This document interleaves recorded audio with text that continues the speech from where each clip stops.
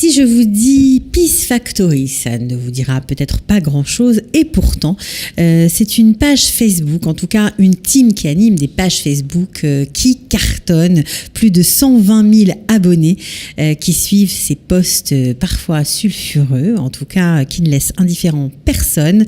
On parle avec des Iraniens, on parle avec des Palestiniens. Restez avec nous, c'est parti. Ça a l'air sérieux. J'ai envie d'y aller. Alors c'est bien, le lancement lui donne envie d'aller revoir cette page Facebook qu'il anime. Faut que j'aille sur ma page voir ce qui s'y passe. Je vous présente Ronnie Ederi. Bonjour Ronnie. Salut. Ça va ? Ouais, génial. Bon, alors Peace Factory, c'est le nom de la petite team qui anime ces pages qui sont en train quand même de révolutionner notre petit pays. Bon alors, 120 000 personnes, c'est beaucoup, en même temps c'est peu par rapport aux 8 millions d'habitants que nous sommes, mais quand même ça fait du bruit. Alors vous avez des pages, je vais donner les titres, comme ça va nous mettre dans l'ambiance. Israel loves Iran, Iran loves Israel, Israel loves Palestine, Palestine loves Israël. Donc on est carrément dans le thème. Mais je veux d'abord savoir comment tout ça a commencé, parce que c'est quand même pas anodin. Alors ça a commencé en 2012 par un post sur Facebook où donc je me suis dit, avant qu'on aille... C'était à l'époque donc de la présentation de Netanyahou au Sénat. À l'ONU ? Non, c'était pas à l'ONU, c'était le Congrès américain. Au Congrès américain. Et donc, il avait fait tout un speech sur c'était la guerre nucléaire. Le fameux schéma avec la bombe, etc. Ça c'était un peu plus tard. C'était le Atomic Duck, if it's talk like a duck. Donc, il alertait, on va dire. Il alertait et il demandait aussi peut-être aux États-Unis de faire un preemptive strike sur l'Iran avant que ça soit eux qui nous attaquent. Bref, j'étais dans mon appart à Tel Aviv et je me suis dit, ça y est. On va se prendre la bombe nucléaire. On y est là. Et donc, je me suis dit, en tant que... moi, je suis graphic designer à la base. J'enseigne aussi le design ici à Tel Aviv. Et je me suis dit... Pas n'importe où, à l'école Shenkar, on l'a pas dit, on le précise. Bravo. Merci. Il y a des Français partout, c'est fou. Ils sont partout. À Bezalel aussi, j'enseignais. Ouais, ok.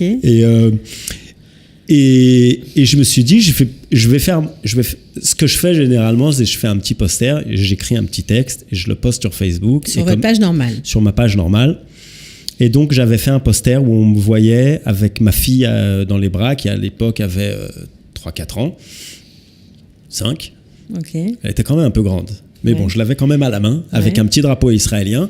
Et on envoyait cette lettre aux Iraniens et on leur demandait, est-ce que vous aussi, vous n'avez pas envie de la faire, la guerre, et peut-être que ça serait plus facile d'au moins d'essayer de discuter entre nous avant... C'était ça ce qu'il y avait écrit sous le post ? Ou il n'y avait pas un slogan sur le poster ? Non, sur le poster, il y avait écrit « Iranian, we love you », c'est-à-dire « on vous aime ».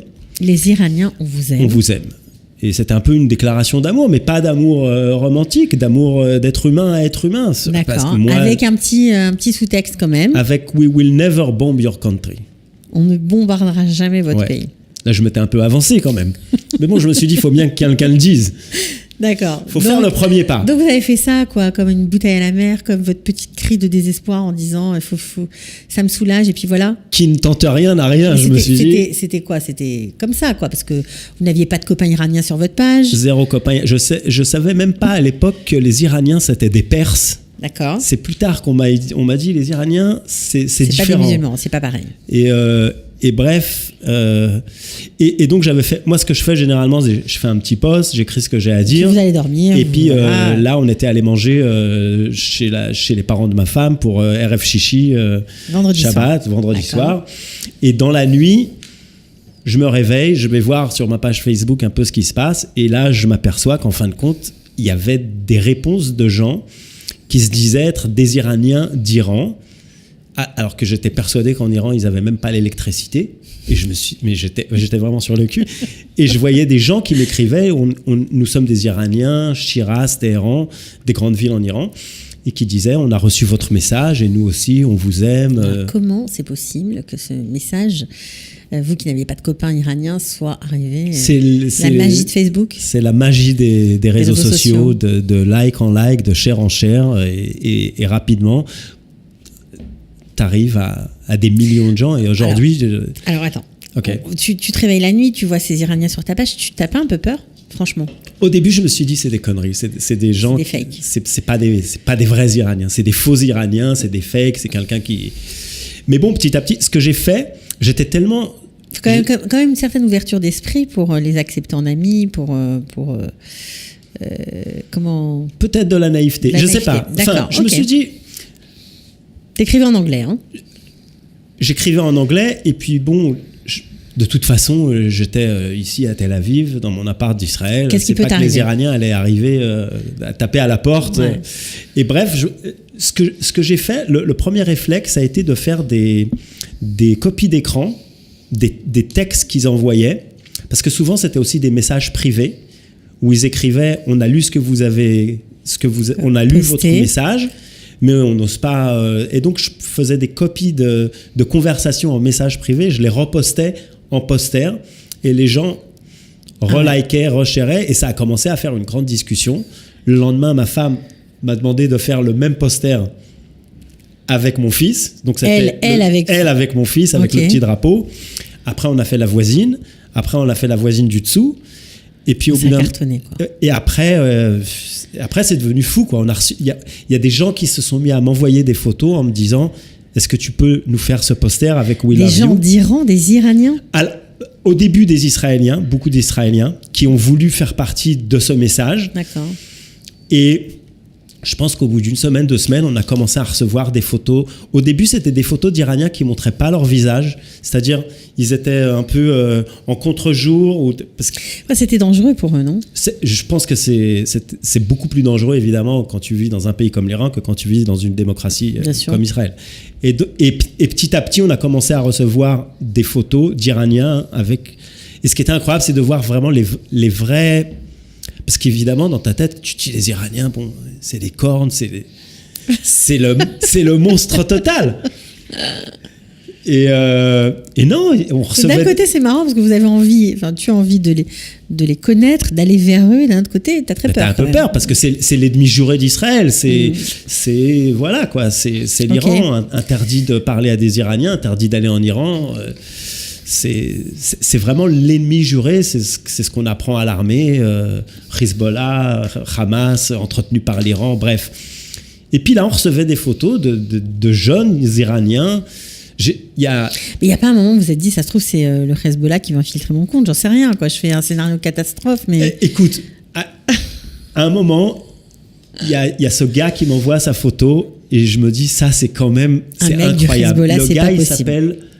Farnouche, non pas Farnouche, Farnouche je crois, peut-être que c'est pas exactement le nom. Et le type, il est sa photo, la photo qu'il nous envoie, c'est lui avec un groupe de heavy metal. D'accord. Et je me dis c'est pas possible quoi. Il y a pas de heavy metal en Iran. Ça c'est n'importe quoi. Et donc je check avec le gars, je commence à discuter avec lui et tout et si quoi, le gars il a un groupe de heavy metal en Iran, c'est le chanteur, et il me fait rencontrer virtuellement le bassiste, les drums, et je m'aperçois qu'il y a ce groupe. Et ce groupe-là, il vient de temps en temps jouer en Turquie, et il y a des Israéliens qui aiment le heavy metal, qui vont en Turquie et qui connaissent ce groupe. Et qui les écoutent. Et bref. C'est fou. Voilà. Ce qui est encore plus fou, c'est que à force de poster des posters viraux plutôt, qui se propagent sur la toile, eh bien, vous êtes contacté par un Iranien qui habitait à l'époque à Téhéran, qui s'appelle Majid, et qui vous propose de faire une autre page qui s'appelle Iran Loves Israel. Incroyable, mais vrai. Encore une fois. C'est en quelle année ça ? Ça devait être juste après, 2012, fin 2012. Et donc ce Majid qui me dit qu'il habite à Téhéran. Alors au début, nous on se dit bon, ça doit être ça. C'est sûr que c'est les services secrets iraniens. Ils essayent d'infiltrer l'histoire et tout. Et le gars, il me dit, moi je suis comme toi. Je rigole, mais franchement, moi j'en aurais pas mené très large. Mais je me suis dit de toute façon, j'ai rien à craindre parce que c'est sur Facebook. C'est pas qu'on se parle via, je sais pas. Bref. Alors, tout est open source. Ok, alors maximum, le gars, il me raconte des salades sur Facebook. C'est pas grave. Peu importe. Mais bon, le fait est que le gars, il me dit, voilà, ça c'est ma femme, c'est mes 2 enfants, je suis comme toi, j'habite à Téhéran, moi aussi, ça me stresse cette histoire-là. viens, on ouvre une page, une sister page qui va s'appeler Iran Love Israel. Et on va faire se parler, pareil, les gens. Moi, je vais essayer un peu de parler en perse, essayer de faire venir des Iraniens et de donner le point de vue iranien de cette histoire. Mais imagine-toi... de quoi on parle sur la page? Imagine le Yom HaZikaron les Chalalei Tzahal en Israël, une page iranienne avec en poster de page un soldat israélien. Une Ner Zikaron aussi. Un Ner Zikaron avec un soldat israélien. Imagine-toi ce truc-là. Il a fait. Oui. Ça veut dire que tous les sujets qui étaient abordés sur la page... ils étaient réabordés sur la page. Israel Loves Iran. Oui. Donc en fait, c'est un peu un journal de bord de tout ce qui se passait en Israël pour faire connaître aux autres, aux Iraniens, comment on vivait ici. Était repris en Iran. En Iran. On va dire à sa sauce. Mais c'était quoi? C'était une espèce d'explication de notre société, c'est ça?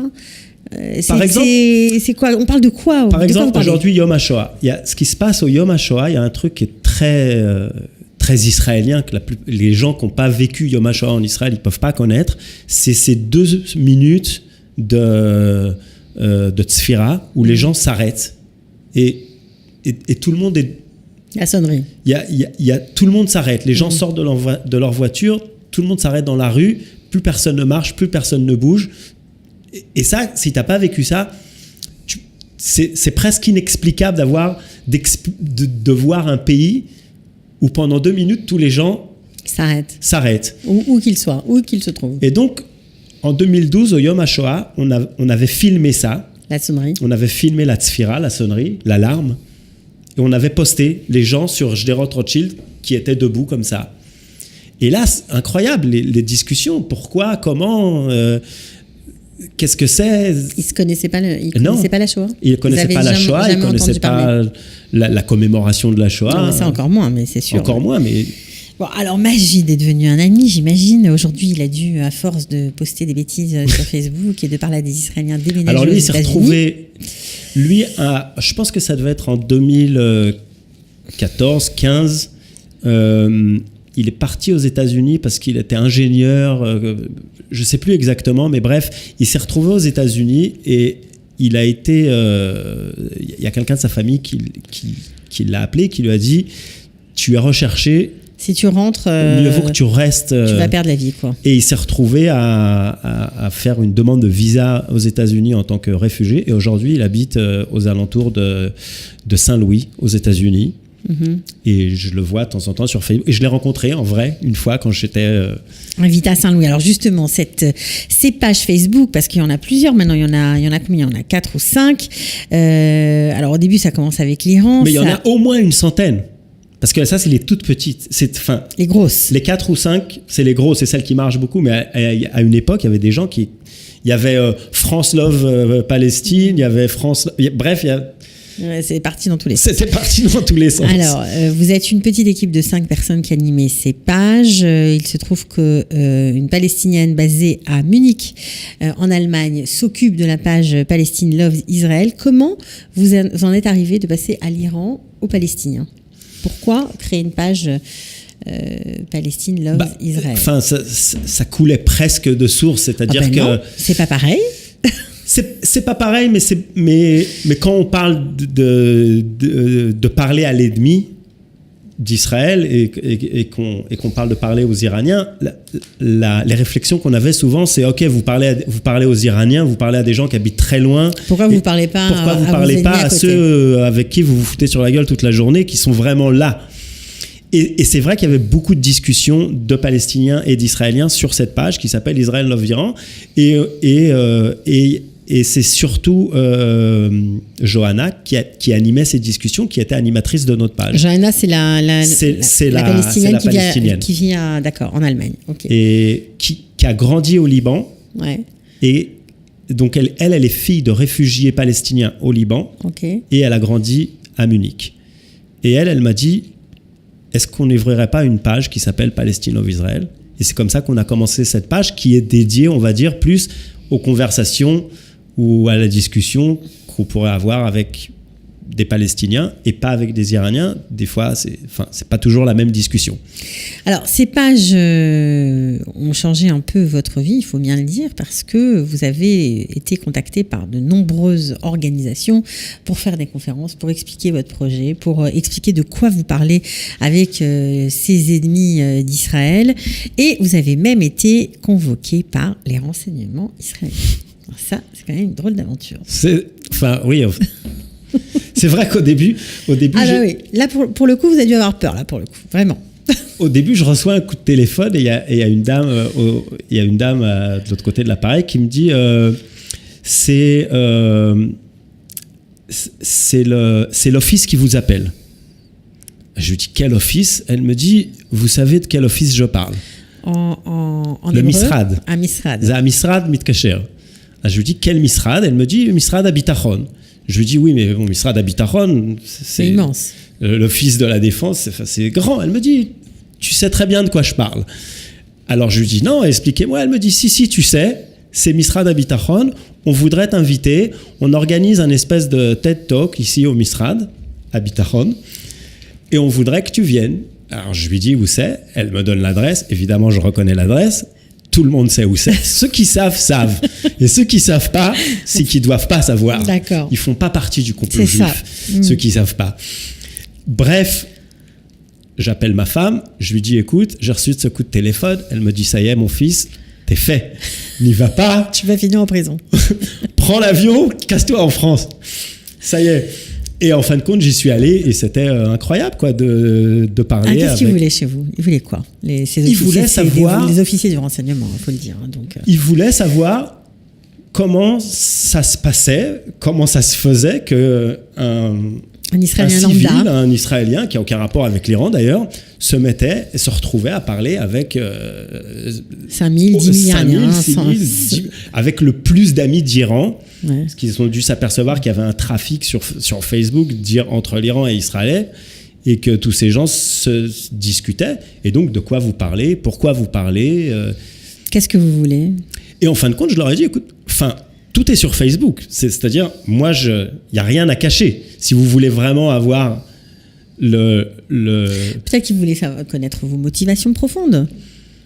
Oui, la motivation, elle est claire, elle est pareille, elle aussi, elle est présentée sur la page. Faire avancer la paix? C'est faire avancer. Avant d'arriver à la paix, c'est au moins un peu de réhumaniser les relations entre les gens qui, à force de parler de guerre et à force de parler d'ennemis, on a dans nos têtes un peu cette vision de l'ennemi qui est quelqu'un c'est des satans, l'ennemi. On les voit jamais. C'est comme dans les films américains.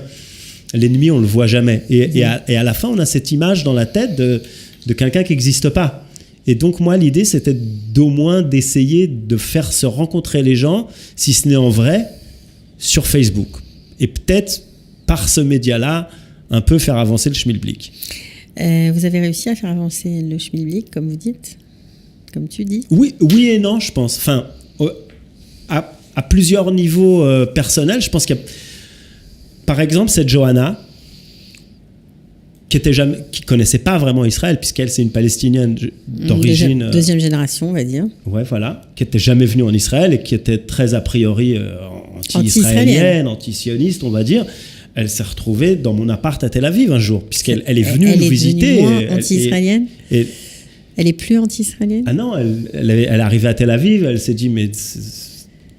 C'est l'Europe ici en fin de compte. C'est pas ce que j'ai c'est pas l'image que j'avais de tous ces soldats qui sont toujours là en train de tirer sur et bref. Et c'est comme ça qu'on fait avancer le schmilblick. C'est de personne en personne, de changer la vision d'au moins une personne qui habite dans la bande de Gaza, de lui faire rencontrer un Israélien, qu'il ait au moins un ami israélien sur Facebook et qui s'aperçoive que les Israéliens, c'est pas que... Est-ce que vous parlez, par exemple, sur cette page Palestine Love Israël, des bombardements des villes du Sud qui ont beaucoup souffert?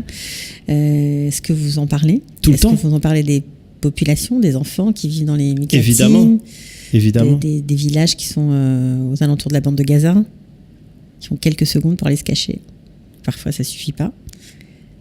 Ça en parle, ils sont conscients. Évidemment, ils savent, et même ils le disent. Nous, on n'est pas... Écoute, c'est beaucoup plus compliqué pour un Palestinien qui habite dans la bande de Gaza de faire un post sur Facebook et d'écrire vraiment open ce qu'il pense contre le Hamas. Ça va pas être facile. Et on a des gens à qui ça a coûté cher, à qui ça coûte encore cher. C'est-à-dire qui sont tout le temps arrêtés, qui sont connus par le Hamas comme des activistes parce qu'ils parlent sur cette page et d'autres pages et qui sont openly qui promotent la paix, on va dire, qui parlent à des Israéliens, parce que parler à un Israélien sur une page Facebook pour des gens qui habitent dans la bande de Gaza, c'est la grande traîtrise. Ouais. C'est pas et on sait ce qui arrive aux traîtres dans la bande de Gaza. Ouais. C'est pas comme en Israël. C'est sûr. Bon, en tout cas, on va parler de choses quand même un peu plus gaies. Cette aventure donc sur Facebook t'a emmené dans plein de pays. T'es parti en Allemagne, en Espagne, aux USA. Tu t'es retrouvé au Canada, à Vancouver, au Québec. Tu as même été au Texas, à Dallas, présenter tes pages dans un colloque de la paix. Organisé par des femmes pour des femmes, a priori, mais tu étais le seul homme et tu l'as fait quand même. Qu'est-ce qui j'imagine que tu as des tas d'anecdotes à nous raconter, des tas de choses qui te sont arrivées grâce à cette aventure virtuelle qui devient réelle. C'est ça qui est quand même génial. C'est quoi qui t'a le plus marqué dans tout ça depuis, parce que quand même 2012, ça commence à faire. Hein. Ouais, ça fait un moment que ça fait 6 ans. Ça fait 6 ans et je vais. 7. Et je fais des présentations 2, 3, 4 fois par an, donc ça dépend. Mais ce qui est intéressant, c'est de rencontrer les gens à chaque fois. C'est de rencontrer des gens que j'aurais sûrement pas rencontrés si j'étais resté dans ma petite bulle. Par exemple, j'ai été invité une fois à Boston au MIT et il y avait un Égyptien qui était invité aussi à cette conférence. Et puis, de fil en aiguille, on a commencé à discuter et je me suis aperçu que cet Égyptien, son père et mon père, ont fait la guerre de Kippour l'un contre l'autre. Ah, c'est incroyable. Incroyable. Et donc, on s'est retrouvés à discuter de ça, quoi. Et il me parlait de ce qui se passait au Caire et je lui parlais de Tel Aviv et voilà, quoi. Et c'est des gens qui, a priori, c'est l'ennemi. Mais quand tu les rencontres, ce qui est incroyable avec les gens du Moyen-Orient, c'est que quand tu les rencontres à l'extérieur, c'est tout de suite, c'est tes meilleurs potes parce qu'ils sont un peu comme toi. C'est ceux qui te ressemblent le plus. Ils sont de la Méditerranée, ils parlent avec les mains et voilà, quoi. C'est comme quand j'étais au Texas, j'ai été approché par un groupe qui m'a dit on est la communauté iranienne du Texas et on voudrait vous inviter ce soir à un repas. Alors là, allô ma femme, on va me kidnapper ce soir, je te préviens d'avance. Elle me dit, je te jure, je t'en supplie, n'y va pas. Fais ce que tu vas au Misrad Habitachon, mais là, tu vas pas, quoi. C'est clair que ça y est, tu vas te retrouver dans une camionnette. Évidemment, j'y suis allé. Et évidemment, ça a été une soirée incroyable. Ils m'ont invité dans un restaurant perse à Dallas. Super large, grandiose. On a mangé. Ils sont chics, hein, les Iraniens. Ils sont très chics, ouais. Ils étaient super sympas. Le type qui m'a invité, il était vraiment incroyable. Il s'est aperçu que j'étais un grand fan de basketball, comme tu peux le voir. Et ils m'ont acheté un t-shirt de l'équipe de San Antonio qui est l'équipe de basketball qui est au Texas. Ok. Bon, alors plein d'aventures. Bon, j'imagine que ça ne plaît pas à tout le monde, bien évidemment. Hein, vous devez avoir beaucoup de critiques aussi. Comes with the territory, hein? Je pense. Il y a toujours des gens à qui ça plaît pas. C'est pas grave. Je suis pas naïf au point de. C'est pas les bisounours. C'est vraiment on va dire c'est vraiment une tactique d'approche. En tant qu'encore une fois, je travaille dans la communication visuelle et donc je pense que si la matara, le but c'est d'essayer de se faire rencontrer les gens, faut les approcher d'une certaine façon. Et donc, tous ces petits cœurs, tout ce qui est rose et tout ça. À chaque fois, je fais des selfies avec des cœurs, avec des morceaux de papier et tout ça. Et ça fait un peu bête, mais c'est ça qui va casser la glace et c'est ça qui va faire s'approcher les gens. Ça n'empêche pas que c'est vrai que le gouvernement iranien supporte le Hezbollah, ça c'est clair. Donc, ça c'est clair. Mais est-ce qu'on peut... Vous voulez tendre la main aux populations qui ne sont pas du tout solidaires de ce gouvernement iranien et qui... Je pense que c'est la seule solution. Au moins, enfin, c'est pas la seule solution, mais c'est une solution en tant que société civile. Qu'est-ce que nous on peut faire? Parce que là, ce qui se passe tout le temps, c'est que quand il y a des guerres, quand il y a des gros trucs comme ça, t'as l'impression que tu peux rien faire, toi personnellement, en tant qu'être humain qui est là au milieu de tout ça. Tu dis je ferme ma gueule et je laisse passer la vague. Est-ce que nous on peut faire quelque chose? Et je pense qu'en Israël il y a une très forte société civile, il y a beaucoup de gens qui font plein de trucs, il y a plein d'associations, il y a plein de choses et je pense que cette association, le but c'est d'essayer de se faire rencontrer les gens. Alors, faire rencontrer les gens, pas toujours simple, mais parfois avec vous, ça marche. Vous en êtes la preuve. Donc, si vous êtes curieux, parce qu'il y a plein de francophones qui viennent d'arriver, en fait, ils ne connaissent pas vraiment la société israélienne. Et quand vous parlez comme ça des Iraniens, d'Iran, ils doivent vous prendre un peu pour un fou s'ils sont en train de vous regarder. Mais bon, on peut très bien monter sur vos pages Facebook pour voir la nature de ces échanges. Et puis, pourquoi pas, si on n'est pas d'accord, on peut aussi aller alimenter le débat. Je crois que toutes les tendances politiques sont bienvenues sur votre page. Vous appréciez les débats? Oui, j'ai une amie française. Ouais. Je citerai pas son nom parce que sinon elle va pas être contente. Elle va me flinguer. D'accord. Que j'ai rencontrée sur cette page Facebook, sur Israel Loves Iran. Elle a fait partie de la première vague des photos et tout ça. Et elle est très très à droite et moi je suis très très à gauche. Et enfin ici en Israël. Et on a souvent des débats politiques très animés, on n'est jamais d'accord, mais on est amis quand même. Et, non, mais bien sûr. Non, mais moi de gauche et elle de droite, on est tous les deux, je ne sais pas si elle est encore sur la page, mais à l'époque, elle y était et il n'y avait pas de problème. Bon ben voilà, alors si vous avez envie d'en savoir plus, de découvrir encore un autre pan de la société israélienne d'une autre manière, abonnez-vous aux pages Israel Loves Iran, Iran Loves Israel, Palestine Loves Israel et le contraire, et Israel Loves Palestine. Voilà, ça existe, 120 000 membres, incroyable. Merci beaucoup Roni Ederi et à très bientôt. Ciao. Shalom, shalom. Shalom, shalom. Des talents et du cœur, c'est la sauce du jour sur studioqualita.com.